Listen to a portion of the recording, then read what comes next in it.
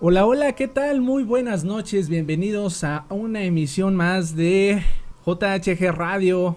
Hoy estamos transmitiendo el programa de y le voy a agradecer muchísimo que se presente Cintia. Buenas noches.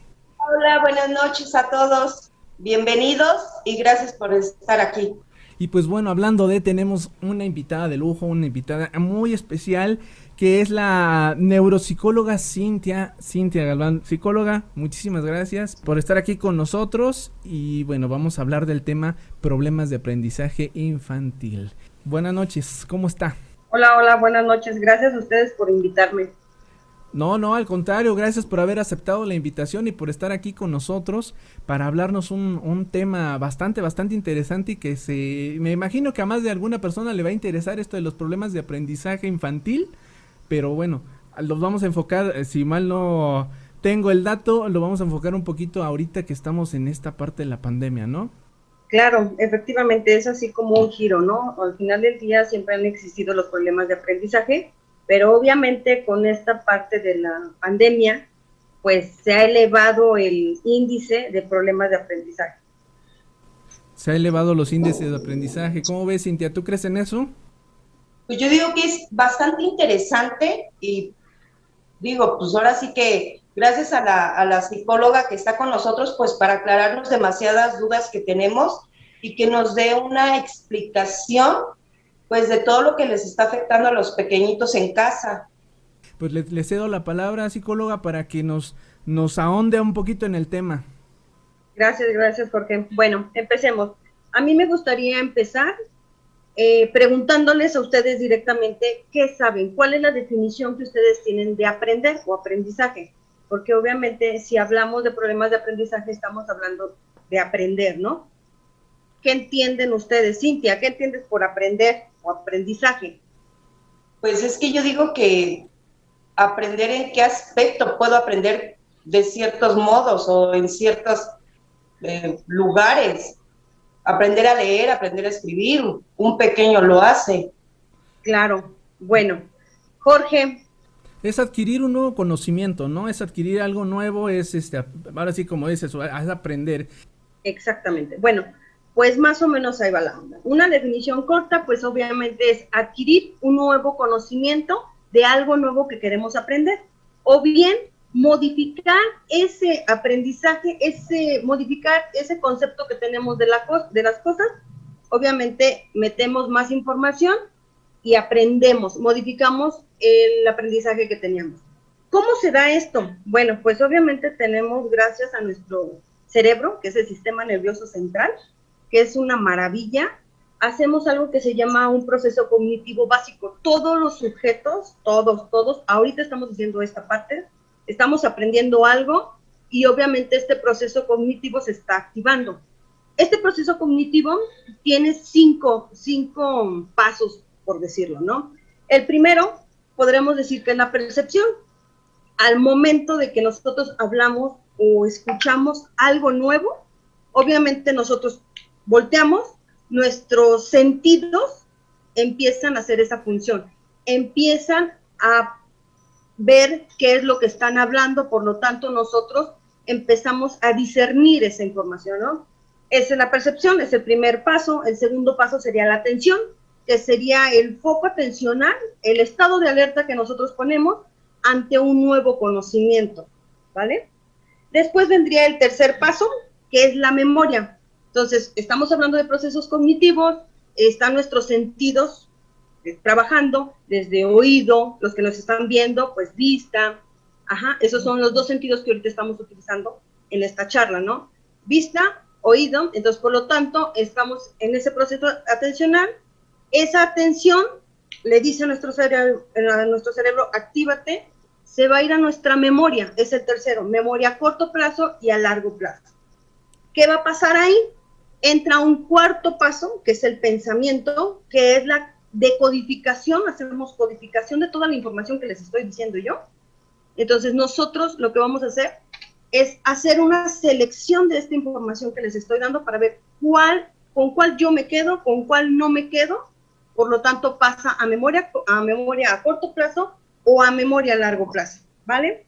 Después de ahí, el pensamiento está trabajando y se va a un quinto paso que sería el lenguaje.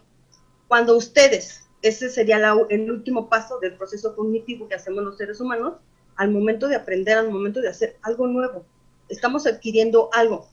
Como ustedes lo dijeron, lo podemos adquirir por medio de un nuevo conocimiento, por medio de una habilidad, por medio de una destreza, por medio de algo que nos está llamando la atención, por lo tanto, estamos adquiriendo un nuevo aprendizaje. Entonces nos vamos al último paso, que sería el quinto paso, que es el lenguaje. Cuando a ustedes les vuelvan a hablar de repente a alguien que les diga, no, es que, ¿sabes que Juanito dicen por ahí que su proceso cognitivo tiene alguna falla? Entonces, ustedes inmediatamente van a decir, hubo una persona que nos habló algo así algo de proceso cognitivo básico, entonces ustedes van a empezar, pues sí, habló algo de memoria, creo, habló algo de atención. Entonces, ustedes, al momento del lenguaje, es expresar lo que ustedes recuerdan que hace el proceso cognitivo, ¿vale? Okay. Eso es como el intro para entrar a lo que son realmente los trastornos o problemas de aprendizaje. ¿Por qué? Porque muchas veces, pues nosotros sabemos que nuestro pequeñito tiene problemas de aprendizaje, pero no sabemos si son internos o externos, una causa, ¿no? Como tal. ¿Alguna duda hasta aquí? ¿Me sigo? No, adelante. Ok, entremos al tema. ¿Qué onda con los trastornos o problemas de aprendizaje? Pues no es otra cosa más que una inmaduración sólida en alguna parte del cerebro. O sea, en nuestro sistema nervioso central, algo está fallando. Sistema nervioso central me refiero a cabeza, ¿vale? Claro. Algo está fallando en nuestra cabeza. Por lo tanto, el niño, nuestro pequeño, o nuestro hijo, hasta desde nuestro hijo, no puede atender, ¿vale? ¿Qué va a pasar con todo eso, ese trastorno? Pues obviamente hay ciertas características que van a tener estos pequeñitos. Pierden las cosas, tienen problemas atencionales. En cuanto a problemas atencionales, les das una indicación y no la siguen. Una indicación podría ser, tráeme los zapatos que están abajo de la cama, ¿no? De repente, pues el niño se pierde y no sabe abajo, arriba, tienen problemas de lateralidad, izquierda, derecha, tienen problemas de autocontrol, son muy impulsivos, de repente pueden ser agresivos, tienen problemas de coordinación, son personas que de repente no pueden brincar en un pie o brincar con los dos pies. Entonces son como características generales que pueden tener nuestros pequeños que están pasando por un problema de aprendizaje. Pero obviamente un problema... Perdón, entonces eso sería como en el plano general, digo, yo creo que en algún momento a todos nos ha pasado, ¿no? Que, por ejemplo, de niño, oye, veme y tráeme como decían las mamás antes, ¿no? El de la de esta que está encima del de y tú en la torre, ¿qué quiere, no?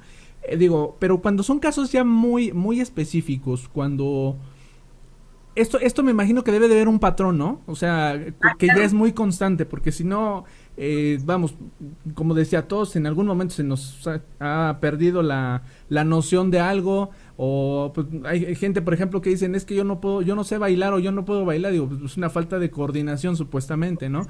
Entonces, digo, no por eso quiero decir que pues, tienes un déficit de atención.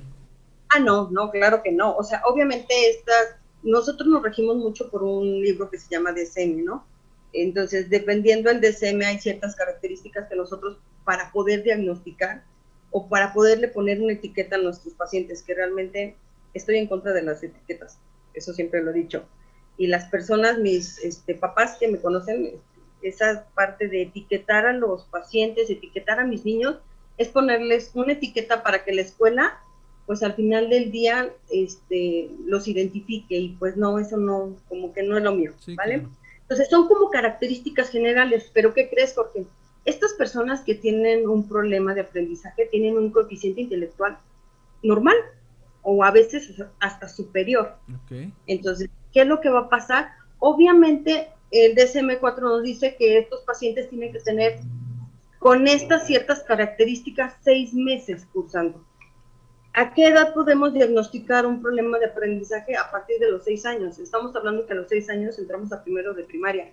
Obviamente, aquí en este proceso, en este etapa, viene la parte de la adquisición de la lectoescritura. Entonces, muchos niños de repente pueden tener esa confusión, ¿no? O no llegar a esa edad, primero de primaria, y adquirir ese proceso, ¿vale? Okay. Entonces son como características generales que pueden tener. Pero No quiere pero decir, que deben ser recurrentes, es a lo que yo voy, o sea, claro, que tienen sí, que estar muy tienen que marcadas. tener, tienen que tener 6 meses mínimo con estas características.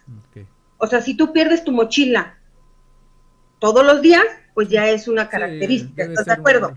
una alerta, O claro. sea, algo está pasando, ¿no? O sea, si pierdes la mochila una vez al mes, pues dices, bueno, ya, me salvé, no tengo problema. Pero si la pierdes todos los días, pues obviamente algo está fallando ahí. ¿Qué es lo que va a pasar? Pues obviamente descartar si es algo a nivel neurológico o si es algo a nivel cognitivo. Okay. Y ahí viene toda esta parte de los especialistas para diagnosticar este tipo de problemas. Okay. ¿Vale? Muy bien. Okay. Entonces son como las características generales que deben de tener los niños, ¿no? Okay. Y ahí, obviamente, va a haber ¿qué es lo que causa estos problemas de aprendizaje? Pues hay dos causas, una interna y una externa.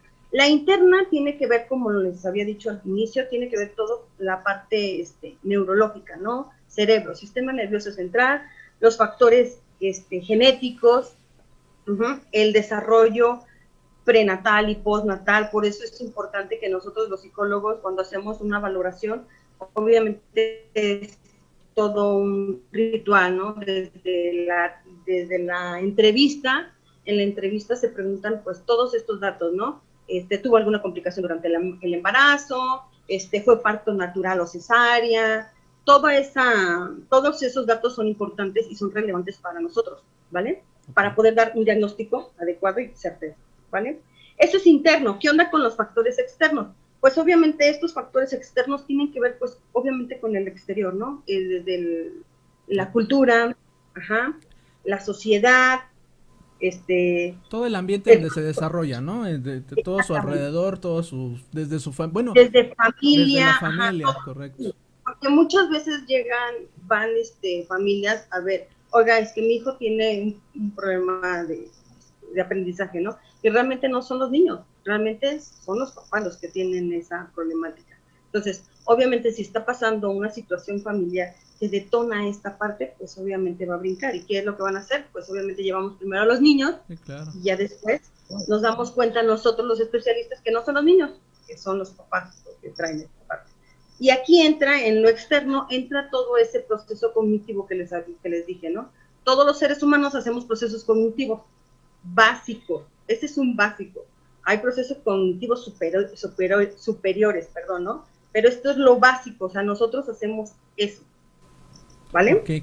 Oiga, aquí me surgió una duda, ahorita que hablaba acerca de la parte del seno familiar.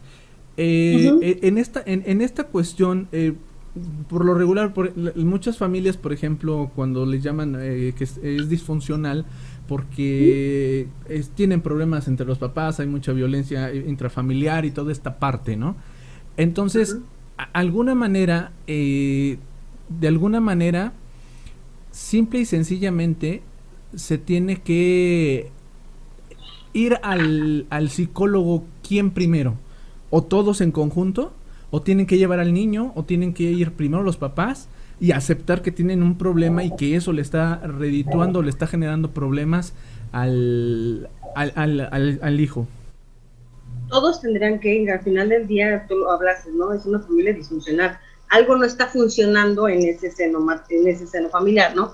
Algo no está funcionando como tal, entonces lo viable sería que todos fueran a terapia, pero por lo regular, nosotros como papás, ¿a quién primero mandamos? Pues a nuestros hijos, ¿no? Ya sí, nuestros hijos detona todo la bomba, entonces nos damos cuenta que no, que fíjate que siempre no es el niño que tiene problemas de aprendizaje, a lo mejor sí está teniendo alguna dificultad en la adquisición del aprendizaje, pero se debe a una causa externa. ¿Qué onda con la causa externa? Podría ser que a lo mejor están pasando por un divorcio los papás, que a lo mejor, pues obviamente esa parte funcional no está como todas las familias normales lo tienen. Entonces, los niños tienen que...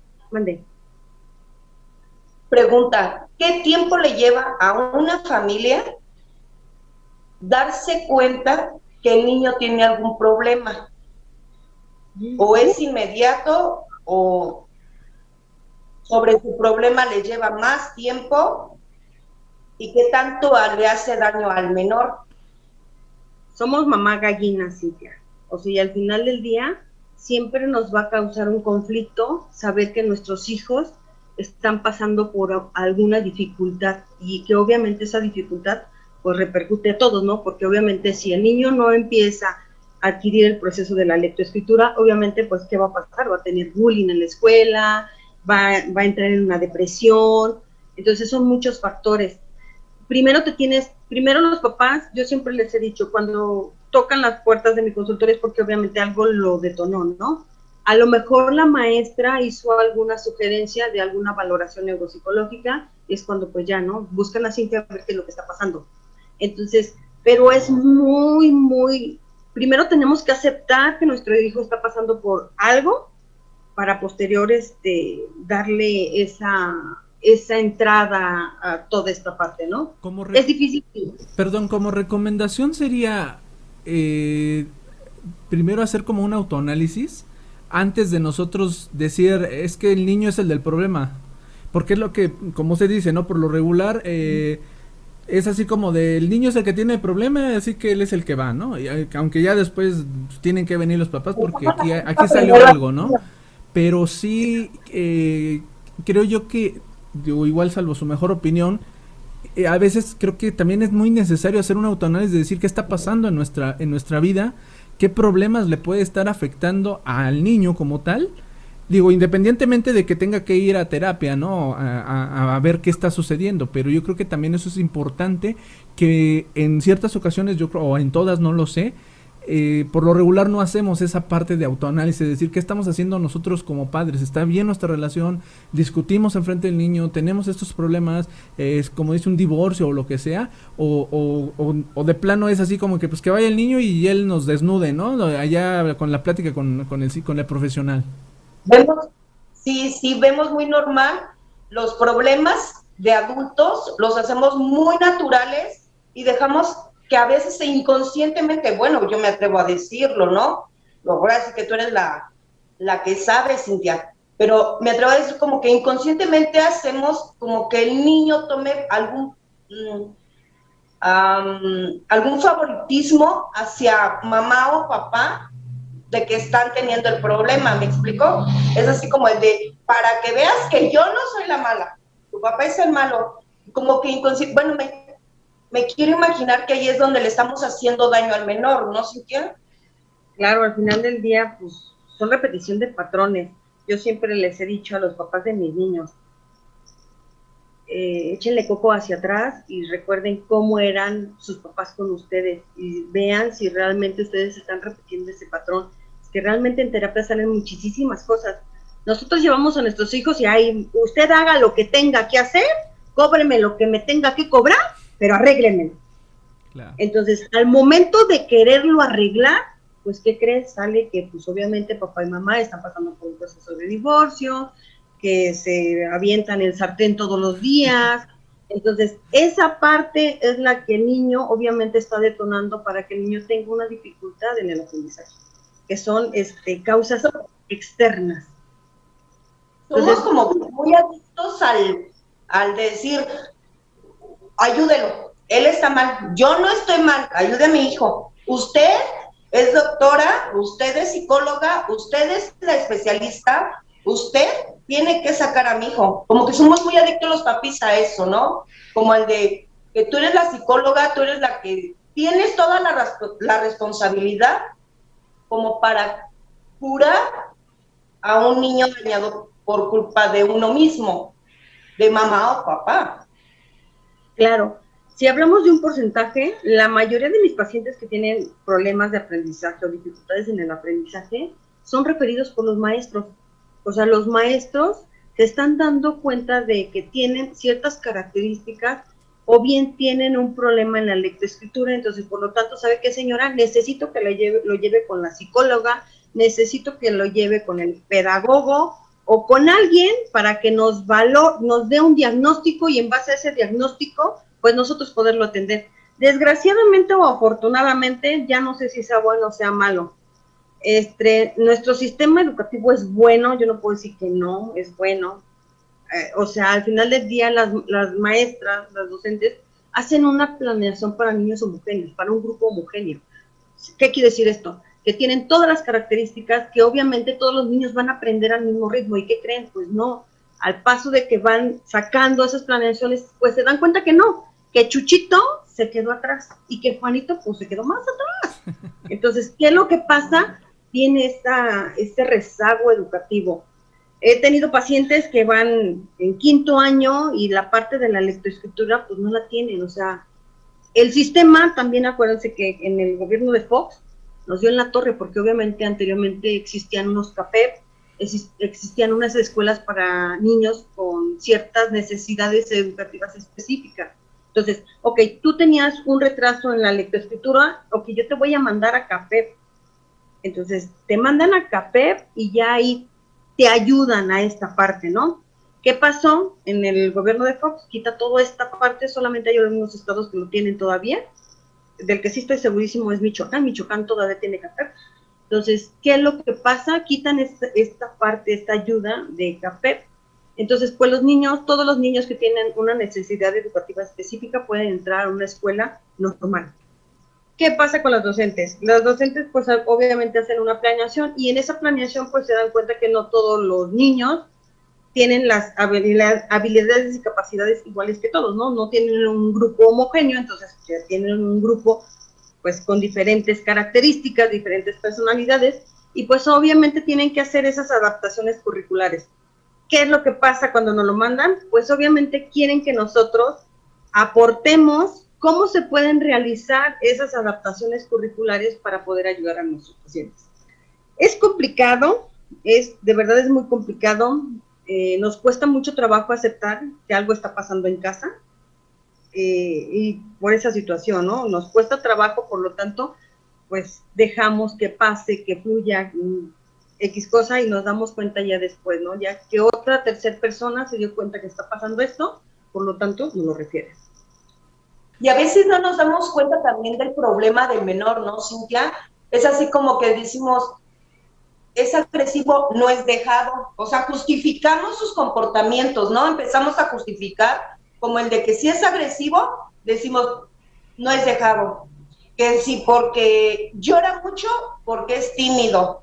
Que porque es retraído, porque le gusta estar a él solo. Como que esas partes somos muy adictos, mamá o papá, a justificar al menor, ¿no, Cintia? Y es muy, de cierto lado yo siento que es como que inconscientemente válido, como que el tapar el que hay un problema, y detrás de ese problema, pues, hay otro gran problema que viene desde casa, familia, mami, papi, bla, bla, bla, todo lo que tenga que ver con la familia, ¿no, Cintia? Claro, al final del día siempre hay un medio, ¿no? Y el medio es todo lo que está pasando y obviamente hay un detonante, ¿no? Si el niño es agresivo, pues hay que investigar por qué es agresivo. Todas las mamás decimos, todos los niños son agresivos, sí, son agresivos por instinto de sobrevivencia. ¿Qué es lo que pasa cuando nosotros vamos en una calle oscura? Pues obviamente por instinto de sobrevivencia, pues vamos alerta, ¿no? Alerta a que si alguien no sale, pues a correr o cómo te vas a defender, ¿no? Pero sí, la mayoría, pues somos mamás gallinas, papás gallos, entonces pues tratamos de justificar lo que está pasando en casa, ¿no? Ay, mi hijo no lee, ay, no te preocupes, va a leer.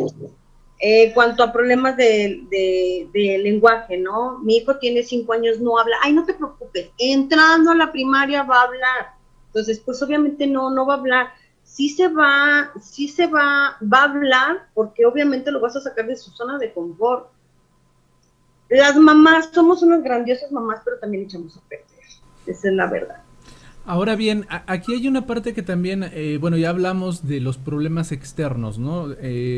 Como tal también ahora los problemas internos, que son los problemas que ya hablaríamos, más bien dicho, a nivel neurológico, ¿no? En el aspecto ya de que algo no está bien en su sistema nervioso o algo así. Algo está pasando a nivel cerebro, como les dije, que el niño presenta algún problema de aprendizaje. Esta clasificación nada más se da en 3 aspectos. El primero es en la parte de la lectura, ¿no? ¿Qué onda con la lectura? Pues obviamente nuestros niños tienen problemas para leer, para el articular palabras, para la comprensión. O sea, si tú le preguntas el cuento de Caperucita Rosa, pues de repente no entendió quién era Caperucita Roja y el lobo feroz. Entonces, ahí, obviamente, pues la chamba, el trabajo de todo el equipo interdisciplinario, porque siempre lo voy a decir, me encanta esa palabra, porque todos tenemos que trabajar en conjunto para un bien común. ¿Qué es el bien común? Pues que el niño aprenda, que el niño hable, que el niño mejore sus conductas, etc. Entonces, nosotros lo vamos a referir, ok, ya la maestra lo refirió con la neuropsicóloga, con la psicóloga, con la psicopedagoga, porque también ellos nos pueden ayudar, con el pedagogo, que es otro especialista, con el neuropediatra, que es el que nos va a decir, ¿sabes qué? Algo está pasando a nivel cerebral, que obviamente algún neurotransmisor, algo está pasando en el cerebro, que obviamente Juanito no está aprendiendo. Entonces, le vamos a dar a lo mejor medicamento, a lo mejor no le vamos a dar medicamento, entonces vamos a ver qué es lo que pasa. Entonces, la primera clasificación sería en el ámbito de la lectura. El niño no comprende, el niño no puede leer, ¿vale? Esa es la parte. O la forma del punto y modo de articulación, en vez de decir, Pedro caminó por el callejón, de repente al momento de la lectura dice pedo, caminó o cañón. Entonces, ahí obviamente pues está teniendo un problema de aprendizaje y de lectura. Si ustedes se dan cuenta, pues obviamente algo nos va a detonar otra cosa. Esto es una cadenita, siempre he dicho. Obviamente si nuestros pequeños tienen un problema en la adquisición del habla, como tal, en la adquisición de la comunicación, obviamente van a tener un problema de aprendizaje. Puede ser en la lectura, obviamente el punto y articulación de los fonemas están alterados completamente. Y otra de las clasificaciones sería en la escritura. ¿Qué onda con la escritura? Pues obviamente estos pequeños pues van a tener escritura ilegible, la elaboración es muy lenta, de repente meten letra de imprenta, de la normal, de molde, con cursiva, dificultades para agarrar el lápiz, dificultades para organizar las oraciones, para escribirlas, toda esa parte. Eso va a ser a nivel escritura. Entonces, obviamente, ellos van a tener una ortografía, su ortografía pues obviamente es pésima, puntos, toda esa parte de la simbología pues está perdido, ¿no? Punto, coma y toda esa parte. Y por último tenemos lo que son el cálculo, que vendría siendo todo el proceso de matemáticas, ¿no? Estas personas, ¿qué va a pasar? Pues obviamente tienen complicación, no saben diferenciar entre el signo de más, menos, por, entre, el cálculo, la parte de la fluidez de cálculo, hacer una suma mental les cuesta mucho trabajo, son como características generales. Obviamente estos tres trastornos como tal, pues tienen sus subdivisiones, ¿no? Que obviamente ya cuando van con el especialista, pues ellos se van a encargar de diagnosticar específicamente cuál es el trastorno que está presentando pues nuestro pequeño. ¿Existe alguna edad en específico en los que tengamos que poner mayor atención para nosotros estar alerta o es hasta que se empiezan a dar este tipo de cosas? Pero como que, bueno, yo lo siento un poco enfocado a la cuestión del aprendizaje ya como más escolar, ¿no? Pero habrá algo atrás, digámoslo, desde el comienzo, desde que empiezan a lo mejor a balbucear, en que empiezan a adquirir ciertos conocimientos y que empezamos a ver esta parte de que tal vez no coordinen, que tal vez no hay algo. Entonces ahí nos podemos empezar a dar cuenta que existe algún problema o tenemos que esperar a cierta edad para nosotros poder decir, creo que ahora sí es el momento de llevarlo con un especialista. Si hablamos específicamente de problemas de aprendizaje, acuérdense, les dije, a partir de los 6 años, pues nosotros podemos diagnosticar un problema, una dificultad de aprendizaje. Pero obviamente hay factores que nos van a detonar. ¿Se acuerdan que les decía? El psicólogo va a hacer una entrevista y en esa entrevista pues va a preguntar, ¿no?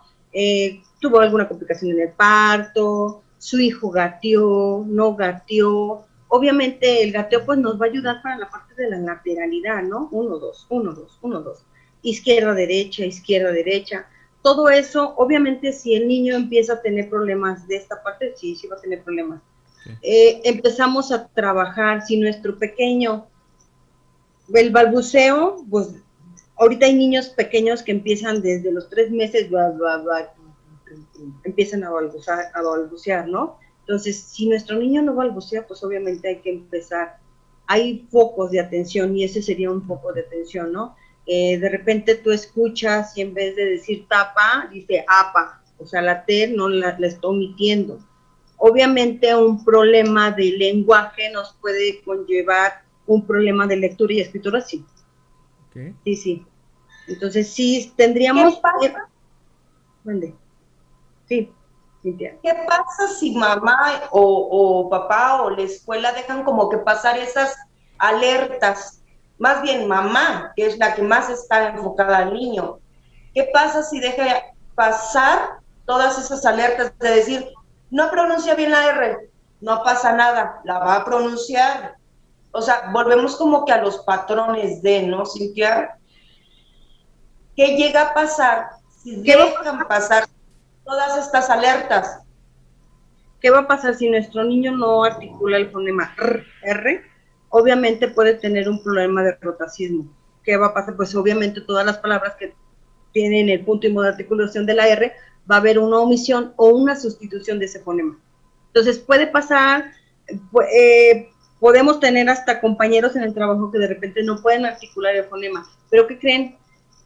Al final del día nos volvemos muy hábiles, nos volvemos, o sea, el ser humano es tan maravilloso, ¿no? Si yo no puedo decir carro, lo sustituyo, auto.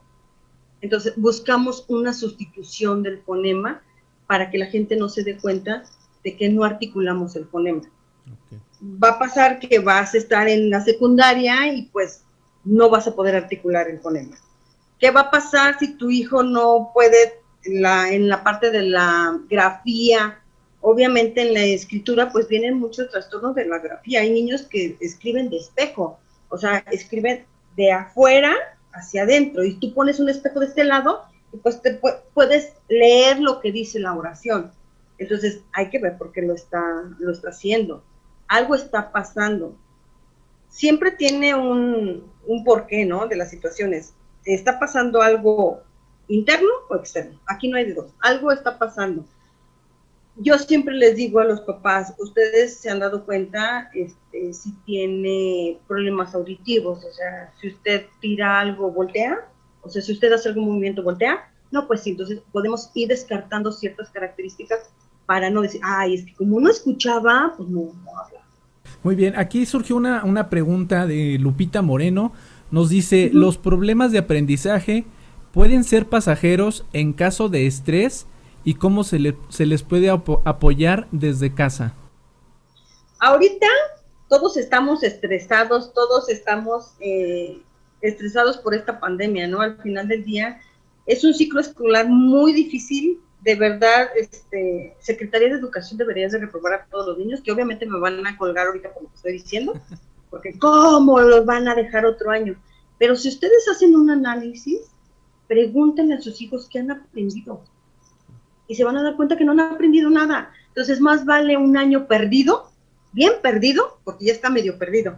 Más vale un año bien perdido que posteriormente vienen las consecuencias. Entonces, en primer año, pues tienen que empezar la lectoescritura. Hay colegios que obviamente, pues ya salen niños leyendo y escribiendo. Esto también, ojo, tiene que ver con los procesos de maduración de cada sujeto. Hay niños que son muy vivos, entonces empiezan a deletrear y no pasa nada. Es su proceso de maduración. Entonces, ¿no lo podemos detener? No lo podemos detener. ¿Qué pasa? Pues hay que buscarle alguna estrategia. Entonces, pues obviamente el estrés, la ansiedad, obviamente el sistema está ahorita diseñado para no reprobar nada. Yo siempre tengo hijos y les he dicho, más vale tu 6, pero que sea tu 6, a un 10 que sea mío, porque también es mentirme.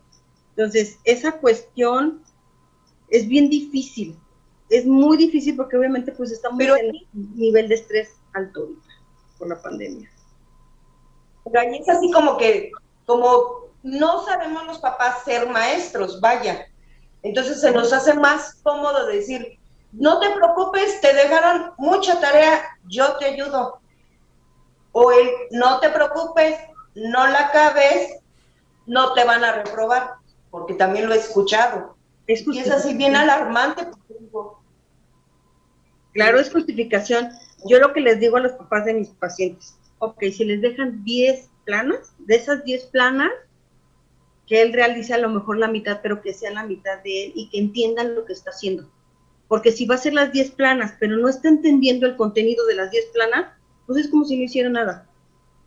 Entonces, es más que nada generar hábitos. Anteriormente teníamos hábitos, ahorita no estamos teniendo hábitos. Un hábito era levantarte temprano, ponerte el uniforme, desayunar, salir, ¿sí me entiendes? Irte a la escuela. Y ahorita no hay esos hábitos. Entonces, a lo mejor hay que ver si realmente los problemas de aprendizaje pueden ser pasajeros.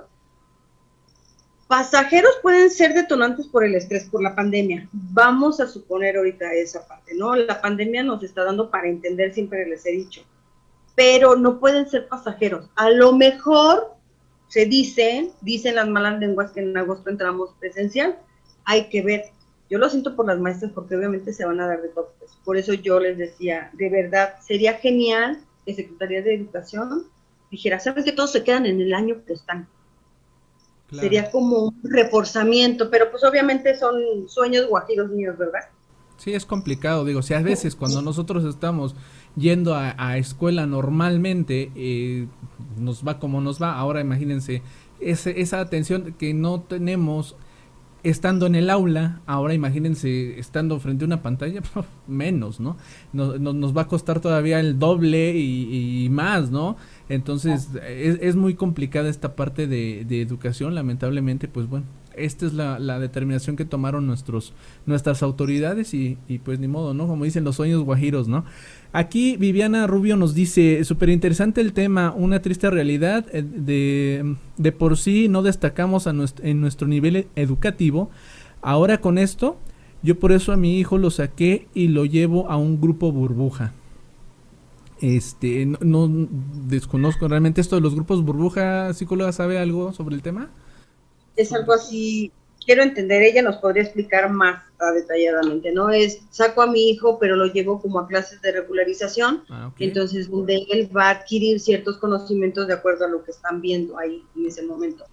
Es muy complicado, de verdad, el sistema educativo ahorita está, si de por sí es lo que dicen la chica, ¿no? El sistema educativo, pues, realmente siempre está por debajo, sí. Y ahorita, pues, con esta pandemia, pues, va a ser pésimo. Yo sé, de verdad, yo no les echo la culpa a los docentes hacen su chamba, realmente hay maestras que me ha tocado, que de verdad se han preocupado por los niños y de repente me regalan un mensajito, una llamada, oye, discúlpame, mira, la mamá de fulanito de tal me dio tu nombre, ¿qué onda? ¿Cómo estás trabajando con él? Y ya le empiezan a explicar. De todo lo que llevo a lo largo de mi carrera, si cuatro escuelas se han preocupado por sus alumnos, son pocas. En esta pandemia solamente me ha tocado con un paciente. Con un paciente que de verdad, mis respetos para el equipo interdisciplinario, porque es un niño autista. Entonces de repente me dijeron, ¿sabes qué, Miss? Necesitan de verdad que te conectes porque obviamente pues fulanito no pone atención, o sea, quieren que se siente, quiere que genere hábitos. Entonces, pero necesitan que tú les digas cómo le vas a hacer. ¿Cómo le van a hacer? Porque pues de verdad están perdidos. Entonces, realmente solamente son muy pocos las personas que se preocupan por sus alumnos, ¿no? Entonces, y hay maestros que de verdad están súper comprometidos con esa parte, ¿no? Tengo muchas amigas maestras que realmente están comprometidas con esa parte de hay que hacer adaptaciones curriculares, ¿no? ¿Qué onda con las adaptaciones curriculares? Es esto. Vamos, o sea, yo tengo una planeación para un grupo homogéneo, pero pues me doy cuenta que llegó un niño autista.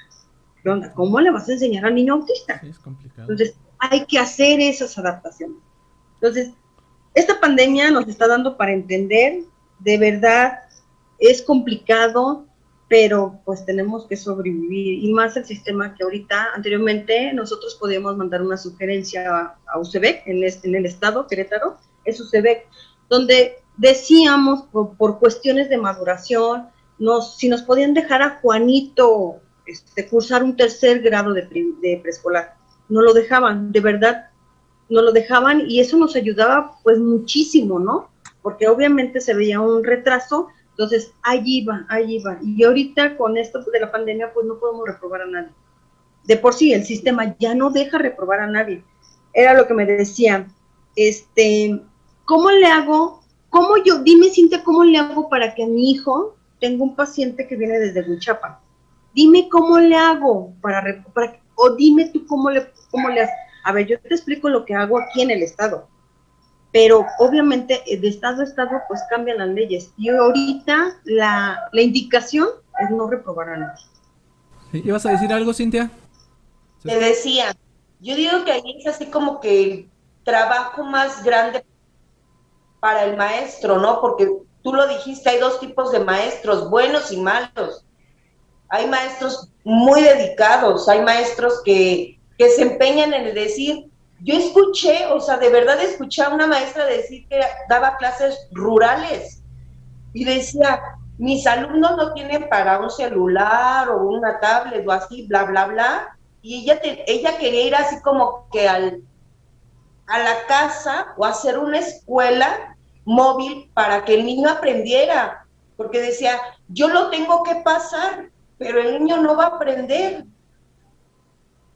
Claro, ahí por ejemplo afecta a los niños, ¿no? Porque pues si regresan, de cierto modo, regresan este año, digo, pues van a regresar pues, sin ninguna base, y si no hay base igual en casa, pues va a ser todavía un golpe más fuerte para los pequeños, ¿no, Cintia? Claro, hay escuelas, bueno, si nos vamos a la sierra, obviamente hay docentes que tienen multigrado. O sea, ¿qué quiere decir esto? Que tienen 1º, 2º y 3º, 4º, 5º y 6º. Son 2 maestros y obviamente se tienen que dividir la chamba de 1º, 2º y 3º. Entonces están en el mismo grupo y pues obviamente es muy complicado. Hay maestros, de verdad, yo no tengo nada en contra de los maestros son un amor. Hay maestros que son dedicadísimos, que de verdad aman su profesión, pero hay otros que no aman su profesión, que son baquetones. Yo siempre he dicho, vamos a tener buenos y malos.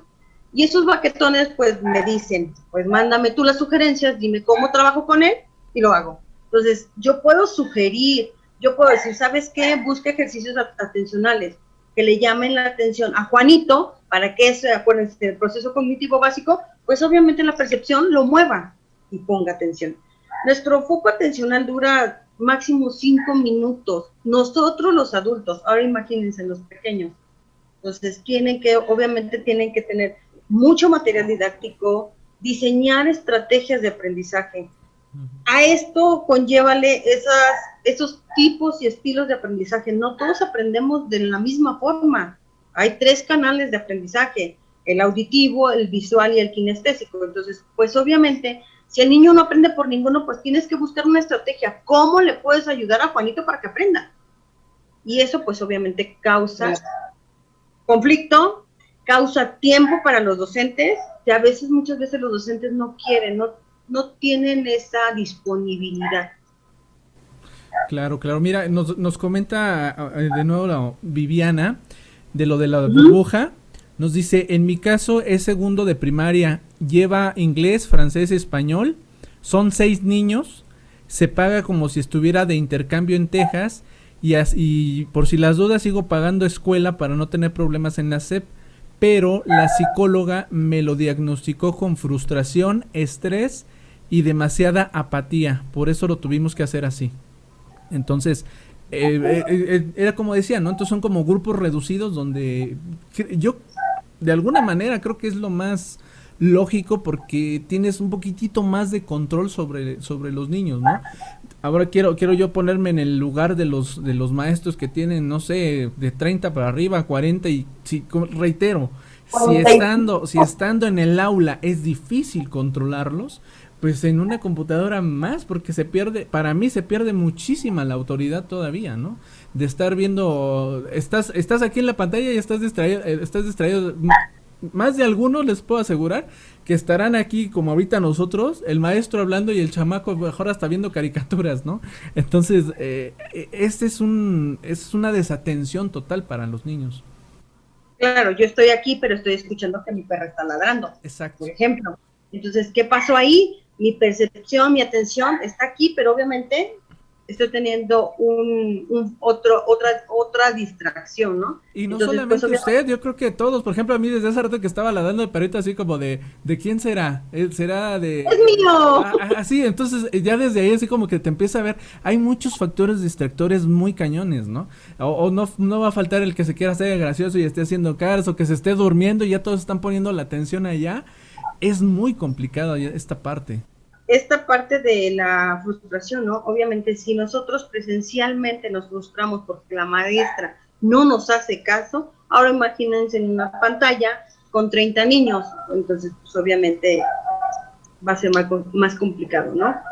Mucho más complicado. Pues bueno, está muy bueno el tema, está muy interesante, estamos teniendo muy buenos comentarios sobre la cuestión del tema, pero bueno, ya estamos casi por cerrar. Cintia Beideres, dinos algo que quieras aportar a la causa. Pues nada, me encantó el tema, me fascinó. Hay muchas preguntas, queda mucho por seguir platicando y que nos siga aclarando la psicóloga, que nos sigas zafando de nuestras dudas y que pues ahora sí que nos dé otro programita para que sigamos aquí en esta buena plática. Claro, sin problema, ya ustedes tienen mi correo, cualquier cosa, pues me mandan un mensajito a mi correo y ya, nos ponemos de acuerdo cómo podríamos, vernos o cómo le podemos hacer, ¿no? Para esta parte de una valoración. Yo siempre he dicho, o sea, tenemos mucho ojo clínico. ¿Qué es un ojo clínico? Pues obviamente al momento de que llega un paciente, pues te das cuenta de las virtudes, habilidades y obviamente las características que trae este paciente, ¿no? Pero obviamente si tienes un ojo clínico, pues lo tienes que justificar en un diagnóstico como tal. Yo solamente les digo a todos los que nos están viendo, chequen con quién van. Obviamente tienen que ser especialistas en esta materia. ¿Por qué? Porque es bien fácil diagnosticar, pero obviamente pues tienen que ser especialistas porque ponerle etiqueta a un niño no es cosa fácil, y menos quitársela. Ok, pues bueno, Cintia. Muchas gracias a la psicóloga Cintia Galván, gracias por habernos regalado esta muy linda noche. Muchas gracias, George, por haberme permitido este espacio contigo. Gracias a todos los que están conectados, mil gracias. Síganos siguiendo, escríbanos, pregúntenos, ahora sí con respecto al tema lo que quieran, sugiéranos algún temita que les interese para con la psicóloga y estén muy atentos, muy atentos. Muchas gracias por estar con nosotros. Pues bien, yo no me queda más que agradecerles todo por estarnos sintonizando JHG Radio. Esto fue Hablemos de, pónganse atentos ahí en la página, los que no estén suscritos, suscríbanse, los que todavía no le dan a la campanita, denle a la campanita para que les lleguen todos los en vivos también de los otros programas. Síganos por favor en todas nuestras redes sociales para seguir haciendo una comunidad cada vez más grande. Nosotros vamos a estar tratando de darles mejor contenido cada vez, con buenos temas y sobre todo de interés para todos. Que pasen muy buena noche. Esto fue JHG Radio, transmitiendo totalmente en vivo desde la ciudad de Santiago de Querétaro, México.